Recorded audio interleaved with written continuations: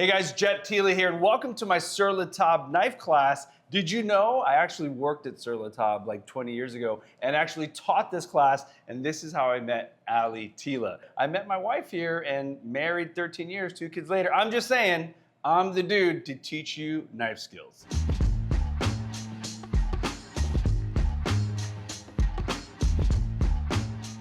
All right, so let's get into this. All right, let's start with how to hold a knife. So I'm gonna teach you the classic pinch grip. So the pinch grip starts with the thumb on the blade and the index finger on the opposite side of the blade, thumb, index, and you wrap the 3 remaining fingers around the handle. And that's the pinch grip. The pinch grip is perfect for most jobs because it allows you to do the 2 most common cutting styles. One is that French rock or the Western style, what we call Western style cutting. It also helps you do the up and down chopping, that Asian style chopping. And if you look, a knife actually becomes a straight line with your arm. It becomes an extension of your arm. The higher your hand is on the knife, the more leverage you will get and the more power you will apply. So you know the pinch grip, you know what to do with your dominant hand, your strong hand. Let me actually show you now what to do with the more important hand, which is your non-dominant hand, because this is the hand you usually end up cutting, but you're not gonna, because I'm gonna show you the mouse technique. All right, I need a potato, tab. Okay, here we go. So actually, let me back up 2 steps. Let's talk about how to position your body. I practice what I've dubbed knife judo, okay? It's not just about how to hold the knife, it's also where to put your body. I want all knife masters to take their non-dominant leg, put it forward. So 45 degree, right? You're basically in a boxing stance, you're in a self-defense stance, you're gonna be master on the cutting board.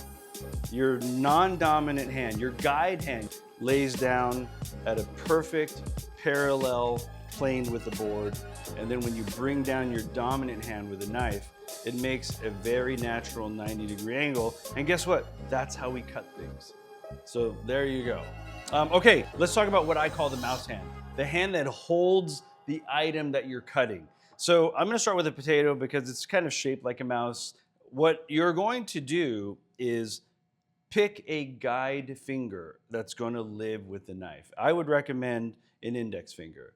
The second most important rule is to make sure that fingertip is curled under so you're actually guiding with the knuckle.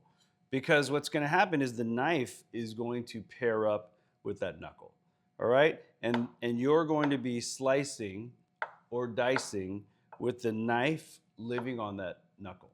Okay? So let me cut this potato in half. Everything that's flat is secure. Now you're anchoring the food with the fingers that are behind that mouse finger. And the guide finger is the measurer. Eventually you're not even gonna need to visually measure, you're gonna be measuring with your finger. So I'm gonna do my first slice. I'm gonna lift, and I'm gonna pull that finger back about 1/4 inch. I'm gonna slice, and eventually, the more you do this, the more hours you get, the more natural it becomes. Now, when you get to this point where you're like, wow, not a lot of stuff's left between my guide finger and thumb, this is when people start to panic. So you're gonna use your guide finger and your thumb only. You're gonna remove these little piggies. The thumb is also, supporting that. Slice, last measure, slice. And then at this point, you'll survive if you don't use this or if it's just slightly bigger. And that's it. Check out the link in bio. Please like, please subscribe, leave comments and questions, and we'll see you next time.